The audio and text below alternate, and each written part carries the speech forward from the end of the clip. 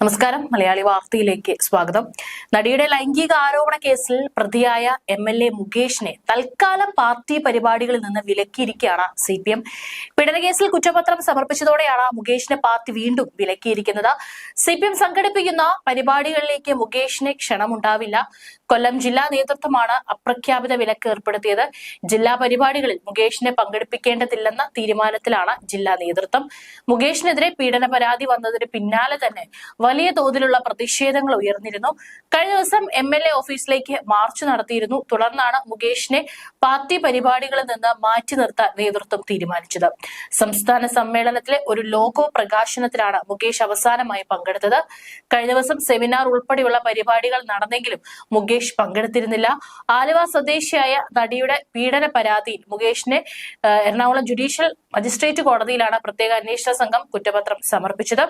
മുകേഷിനെതിരെ digital തെളിവുകളുണ്ടെന്നും കുറ്റപത്രത്തിൽ പറയുന്നുണ്ട്.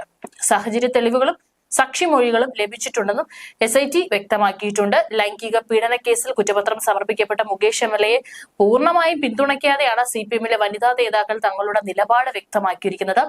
ലൈംഗിക പീഡന കേസിൽ മുകേഷ് MLAക്കെതിരെ കുറ്റപത്രം സമർപ്പിച്ചതിൽ പ്രതികരിച്ച സംസ്ഥാന വനിതാ കമ്മീഷൻ അധ്യക്ഷ P സതീദേവി നിയമപരമായി രാജിവെക്കേണ്ടതിന് ആവശ്യമില്ലെന്നും കോടതി കുറ്റക്കാരനാണെന്ന് കണ്ടെത്തിയാൽ മാത്രം രാജിവെച്ചാൽ മതിയെന്നും വ്യക്തമാക്കിയത്. അതേസമയം ധാർമ്മികതയുടെ പേരിൽ രാജി വേണോ എന്ന് തീരുമാനിക്കേണ്ടത് മുകേഷ് ആണെന്നും സതീദേവി ചൂണ്ടിക്കാട്ടി. മുകേഷിനെതിരായ കുറ്റപത്രത്തിലെ വിശദാംശങ്ങൾ പുറത്തു വരട്ടെ എന്നും അന്വേഷണം നടക്കുന്നുണ്ടെന്നും വേവലാതി വേണ്ടത് PK ശ്രീമതിയും പറഞ്ഞു. കുറ്റവാളിയെന്ന് കണ്ടാൽ സർക്കാർ ഒപ്പമുണ്ടാകില്ല എന്നും സർക്കാർ ഇരയ്ക്ക് ഒപ്പം നിൽക്കുമെന്നും PK ശ്രീമതി പ്രതികരിച്ചു.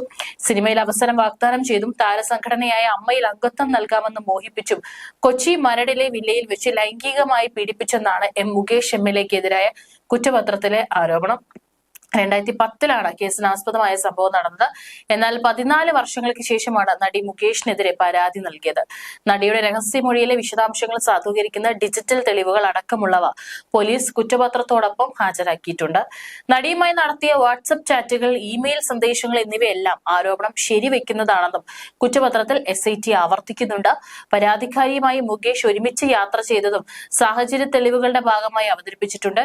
ഇരുവരെയും ഒരുമിച്ച് കണ്ട വ്യക്തികളെ സാക്ഷി പട്ടികയിൽ ഉൾപ്പെടുത്തിയാണ് കുറ്റപത്രം. ഏതായാലും വലിയ രീതിയിൽ മുകേഷ് MLA രാജിവെക്കണമെന്നുള്ള വിമർശനങ്ങൾ ഉയരുന്നതിനിടയിലാണ് തൽക്കാലം രാജിവെക്കേണ്ടതില്ല എന്നിരുന്നാലും പൊതുപരിപാടികളിൽ നിന്ന് മുകേഷ് MLAയോട് മാറി നിൽക്കാനായിട്ട് ഇപ്പോൾ CPM ആവശ്യപ്പെട്ടിരിക്കുന്നത്.